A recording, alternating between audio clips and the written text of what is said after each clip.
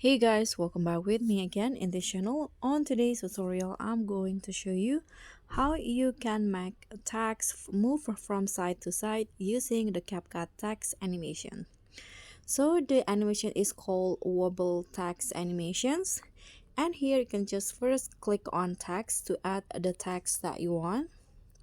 For example, I'm going to just write this. Here you can change the style or the fonts to your liking. For example, I'm going to use this style and I'm going to change the font. Okay, let's try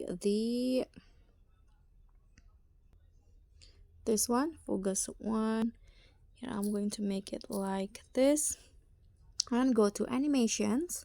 Here click on the loop category and then find the wobble 2 animation. So just scroll down this one, click on that, and here you can adjust on how fast or slow you want the wobble effect animations to apply to the text.